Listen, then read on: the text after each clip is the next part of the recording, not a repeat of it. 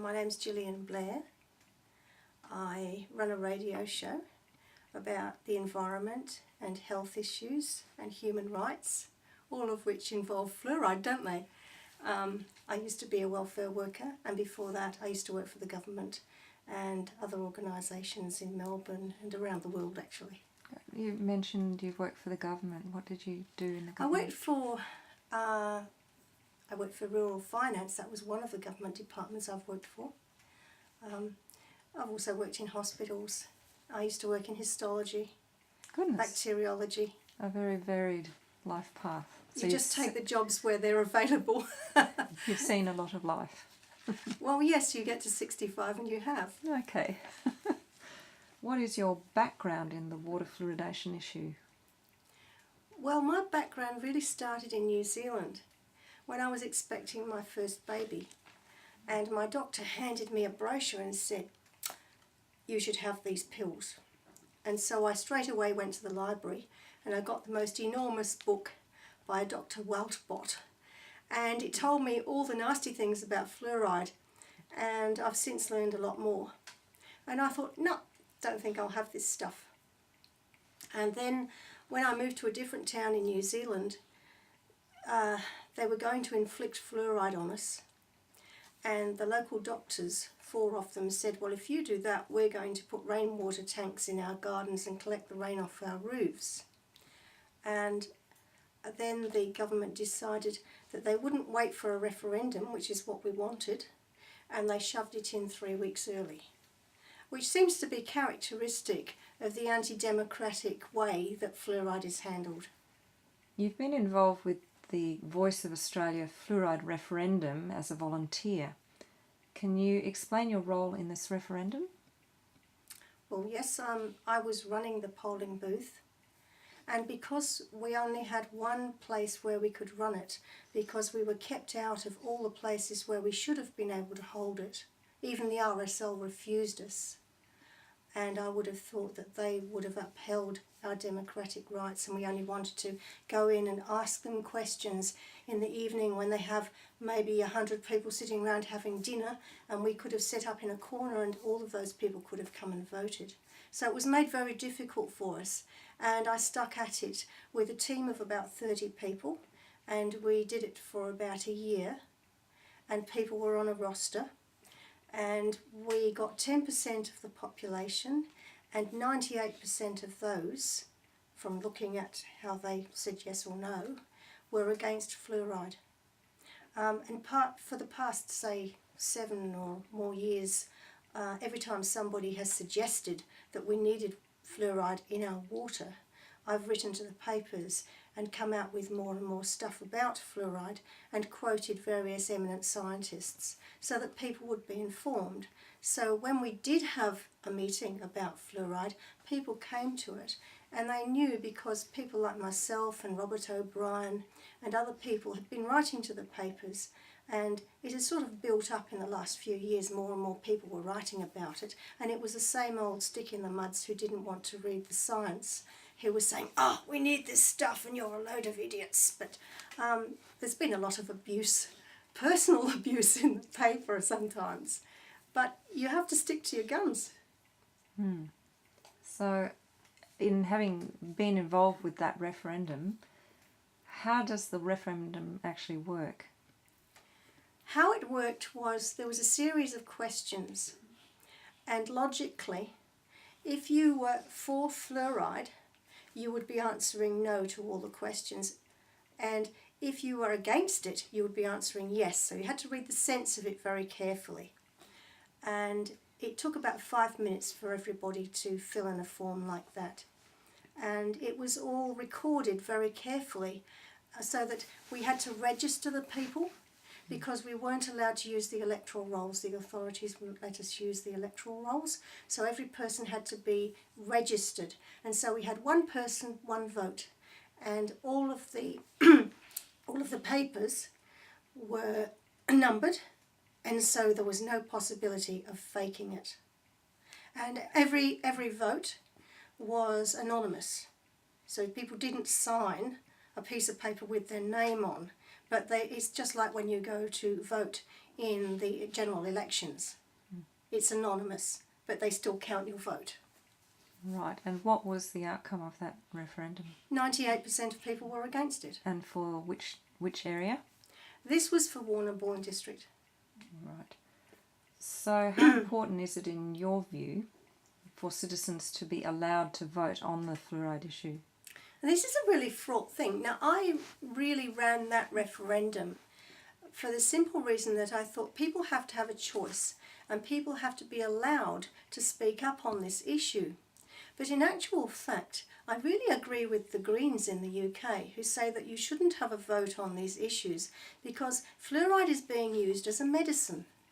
And it's never been approved as a medicine, and it's got a lot of black marks against it. So if it really was a medicine which had been licensed by the authorities to be given to people, then it would have been taken off the shelves in the chemist shops long ago, because there's so much against it. And you shouldn't have people voting on something like that when a lot of people may be ignorant about the science. Maybe some people can't understand the science. You've got about 15% of the population I know, because I've trained to teach people to read, adults. 15% of the population in Australia is virtually illiterate. So you've got this situation where if you have a vote on something, same as we had in the general election down here, lots of people spoiled their votes in the general election down here because they didn't know what they were doing and they neither knew nor cared. Well, if you've got a situation like that with an important issue where people's health is at risk, it shouldn't be the subject of a vote. What it should be the subject of is scientific testing. We need to have scientific testing, and that hasn't been done. And when fluoride was brought in here in Australia, a lot of doctors and scientists were against it. And the tests to prove whether it was safe or not were discontinued before it was put in the water supply. And the NHMRC said about 18 years ago, I think it was, that this stuff should be tested for efficacy and safety, and it's never been done. Just for the viewers, could you explain what the NHMRC is? National Health and Medical Research Council. Great. And obviously they have real people behind it? Well, I found out a few things about government bodies in the last few years, and I've become to realise that a lot of issues, like the testing of genetically modified foods, for instance, it isn't done properly. There isn't an independent tester, and they rely on the word of mouth of the corporations. And there's a lot of bull dust that goes on.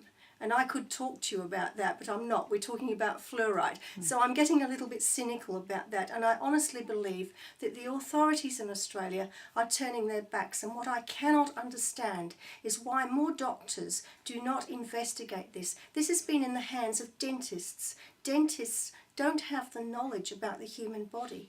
And the other issue I cannot understand is why we have Nobel laureates in medicine who say that this is bad for the body, bad for the brain, bad for babies. And yet everybody who's seen the adverts... Just to cover our backsides here, we have blurred Gillian's mention of a certain mega toothpaste corporation, which shall remain nameless. But we're sure you, the educated viewer, can guess who we're referring to. I'm sure they don't have any vested interests in keeping fluoride's image sparkling. Wink. By the way, some completely unrelated reading. Now, back to Gillian. Toothpaste, since they were 5, they know that it's good for your teeth. So they think they know better than all these highly qualified people who've studied fluoride for years. And might I just broach, from various people that have been interviewed, toothpaste is spat out, whereas we're being told to ingest, and yet it is a well-known fact that fluoride is only useful topically. Yes. What might you add to that? Even with the topical applications, harm can still come. And it can make your teeth brittle too. So fluoride, it may, actually this is not true, people think that it stops dental caries, but it actually doesn't, because when children are drinking this stuff in their water and in their milk formula since they're a little baby, it delays their teeth coming through, and so it gives the illusion in the statistics that for the younger children there is less decay, but in actual fact those are illusions only because their teeth have come through later. So the second set are just as subject to decay, and fluoride doesn't stop holes in the pits in people's teeth, because that's where the food lodges. And the European countries have had great success with teaching people that everybody should clean their teeth and that they should stay away from unhealthy foods, acidic drinks and sweets and things like that. They've had just as healthy teeth, if not better, than the fluoridated countries. So what would you personally define as oral hygiene? To me personally, I define oral hygiene as not eating things like cakes and lollies and biscuits which are going to clag up around your teeth and in between your teeth. You need to floss every day. You need to clean your teeth after every meal if you possibly can, certainly morning and night, and rinse your mouth out with water. During Warrnambool's fluoride battle to stop fluoridation, over 20 doctors signed a public letter to Dr. John Carney of the Department of Human Services, calling for a halt to fluoridation Victoria-wide. Nevertheless, Warrnambool was fluoridated and other towns are still being fluoridated. How do you feel that even local medical professionals are being ignored? I cannot understand it. I really can't. It's a very unscientific attitude that's being displayed by the health department, and it seems as if they care more about the fact that it might be revealed that they've made a mistake, and maybe they might get sued by people who've been injured by fluoride, and they're, in a way, it's comparable to the cover-up that went on about asbestos and cigarettes. What chance then does the average citizen have? Well, it shows that the government knows that it's bad for us because they've made rules and laws that you cannot sue the government for any damage that's inflicted on your body. So the average citizen cannot take legal action. And yet it's supposed to be safe and effective.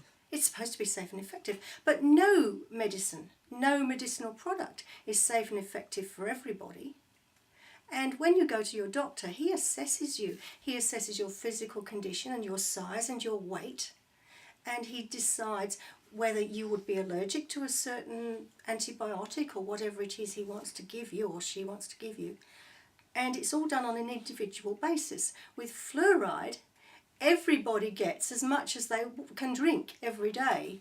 And it's totally unregulated, so you can have really, really large amounts. So you're talking about dose here? Yes, yes. And the ridiculous thing is that I phoned up the health department to complain about fluoride, and I was told that, well, people only drink a litre of water a day and therefore you'd only be getting a very small amount of fluoride.